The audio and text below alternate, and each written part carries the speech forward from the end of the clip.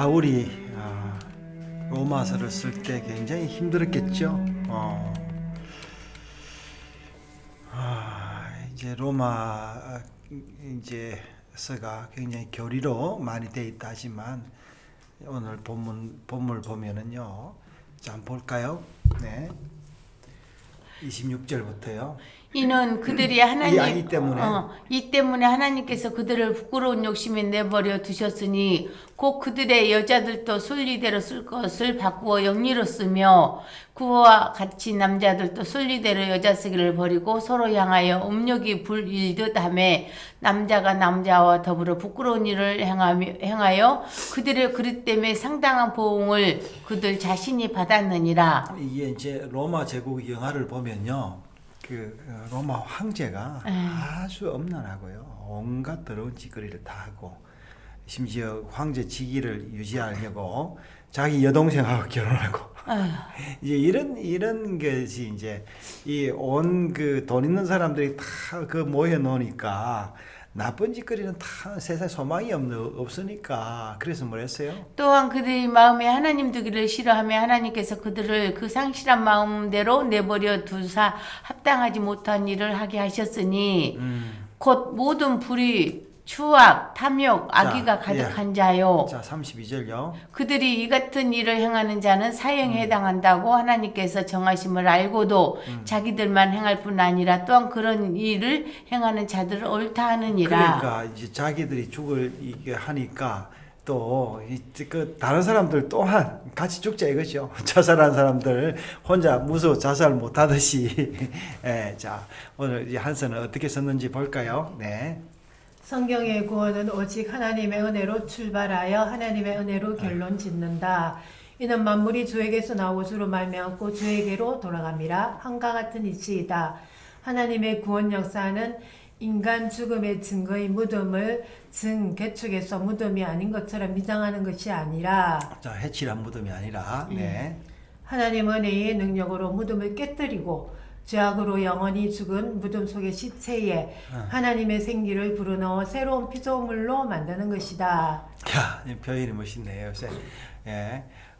그 이제 시체의 생기를 불어넣어 마치 에스겔 골짜기에서 이 뼈들이 살아나 시체들한테 그죠?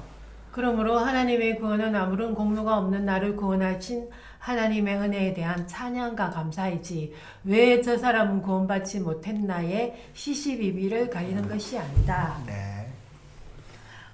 로마서 1장 18절부터 3장 20절까지 상당히 많은 부분을 인간의 불의에 대해 고발하고 있는데 이 나열된 인간의 범죄들은 성경을 읽고 있는 모든 시대의 교회에게 하시는 말씀이다. 이런 범죄들을 구체적으로 적나라하게 고발하는 이유가 무엇일까? 지난주에도 상고했지만 이 목록들은 자기 점점을 위한 것이 아니다. 나는 이런 죄를 자기 점검인 것 같죠? 예, 자기 점.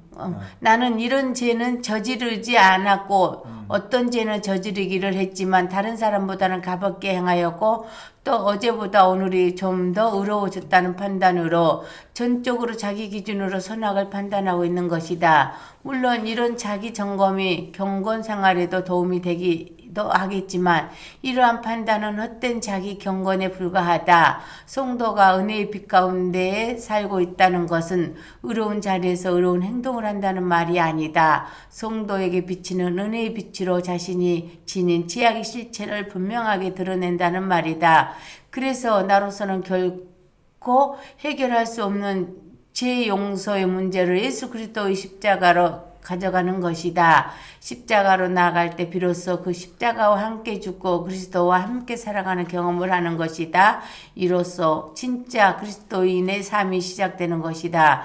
그리고 율법은 살아있는 성도가 행함으로 이 율법은 은혜로 살아있는 법이 되는 것이다. 은혜로 율법 행함은 결코 행위로 받는 구원이 아니다. 자, 우리 이제 한스께서 깊은 이야기를 썼는데 우리가 읽고 멘트를 하고 뭐를 덧붙이기가 굉장히 거의 완벽한 문장이네요. 그러니까 이제 구약같이 이제 좀 안 알려지고 이제 그런 거 설명해가면서 하면 좋은데 참 이런 어떤 철학적인 이야기를 이게 참 토론하기가 참 어렵네요. 하부르트하기가 어렵네. 네. 자. 인간의 죄악을 고발하면서 하나님의 영광을 우상으로 바꾸었다고 지적하면서 곧이어 소위 이 시대의 기독교에서 가장 큰 문제인 동성애를 고발하고 있다. 동성애 문제는 현 시대뿐 아니라 성경 기록의 시대부터 모든 시대의 핵심적인 문제이기도 하다. 우상 숭배와 동성애 문제를 첫 부분에 고발하는 것은 이 죄가 다른 때보다 더 크고 중요하기 때문은 아니다. 하나님 앞에서 모든 죄는 동일하게 악한 것이다. 바울이 이 문제를 먼저 고발하는 것은 이 죄악들이 인간 본의를 드러내는데 더 예민하기 때문이다. 아마 이렇게 해서 이렇게 가져왔다. 새로운 발견이네요. 마음에 두기를 싫어하는 인간의 상실한 마음의 태도이기 때문에 지금도 우리나라가 지금 동성애 때문에 다 갈라지고 있잖아요. 네. 예, 그러니까 마치 뭐 동성애는 좌파들의 것이고 동성애 반대는 우파들의 것이고요. 이제 그렇게 예.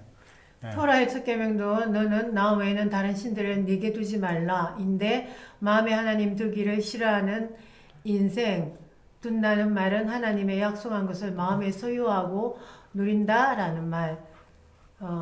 들은 그 마음에 다른 신들을 두게 된다. 여기서 둔다라는 말은 존재한다라는 말이다. 마음에 하나님 두기를 싫어하기 때문에 하나님의 창조 원리를 따라 살지 못하고 하나님을 거역하게 된다는 말이다. 하나님께서는 세상을 창조하시면서 자신의 창조 목적을 따라 만물을 구분하고 보존하고 구별하였다. 빛과 어둠을, 물과 물을, 땅과 바다를, 식물과 동물은 그 종류대로, 그리고 사람은 하나님의 형상을 따라 남자와 여자로 구별하여 창조하셨다. 마음에 하나님 두기를 싫어하는 인생들이 바로 하나님의 이 창조 원리를 거스리고 여자는 여자대로, 남자는 남자대로 영리의 길로 나감이 동성애라고 고발하는 것이다. 그리고 인간의 상실한 마음대로 내버려 둠으로 이어지는 죄악들을 정확하게 나열하고 있다. 자, 이제 뭐 지금도 한켠에서는요, 뭐 이런 동성애를 동영상으로 만들어 가지고 장사를 하고 자랑스럽게 하잖아요.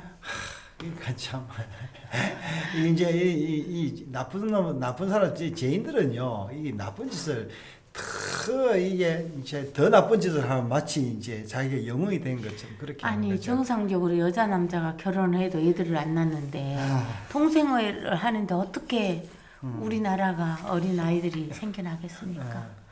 또한 놀랍게도 이런 제약의 목록들은 하나님께서 사형에 해당된다고 선고를 하셨음에도 성도와 교회는 이런 제약들을 행할 뿐 아니라 행하는 자들을 옳다 한다고 고발하고 있다. 자, 그러니까 이거를 놔두는 거예요. 이게 교회 안에서 이런 짓을 해도. 네. 성경이 적시하는 인간의 범죄의 고발을 읽어볼 때 성경 독자들은 이런 죄들이 자신과 상관이 없다는 자기 연민에 빠지지 말아야 하며 다른 형제보다는 우월하다는 헛된 자랑질에 휩싸여서도 안 된다. 그러니까 이제 교회 오면 사람들을 만나기 쉬우니까 교회 와서 사람들 만나가지고 이 짓을 하는 거예요. 성도들은 결코 자신의 힘으로 이런 제약들을 극복할 수 없음을 알아야 한다. 이런 제약들을 하나씩 정복하고 이겨나감으로 얻은 자신의 의와 훈장으로 하나님 앞에 나가겠다는 것이 바로 하나님 앞에 부류가 되는 것이다. 우리는 마땅히 사형에 해당되는 사람들이었다. 선악과 사건 이후로 인간들은 자신의 의에 대한 기대와 자신감이 너무나 크기 때문에 성경은 계속 인간의 죄상을 고발하므로 하나님의 언약 백성들을 자신의 피로 이룬 하나님의 의의 길로 인도하고 계신다. 내가 가야 할 사형장에 누가 가셨단 말인가? 자, 은혜 사형장. 이제 우리가 은혜의 사형장에서 사형 판결을 받아야 다시 이제 부활이 있는 건데. 자, 우리 이제 한스의 그 깊은 철학 그 교리와 이 이야기가 너무 깊어서 우리가 참 더 깊이 써버리면 근접해서 진짜 읽어도 무슨 말인지를 모르잖아요. 마치 소리가 크면 너무 큰 지구가 돌아가는 소리를 우리가 못 듣듯이 자 오늘도 우리 은혜의 사형장 가봤습니다. 이 말씀이 우리 속에서 역사하기를 또 많은 사람들에게 가서 사람을 죽이고 다시 살리는 그 역사 무덤 속에 들어가서 다시 무덤의 그 뼈들한테 그 부활을 전하는 그런 말씀이 되기를 바랍니다.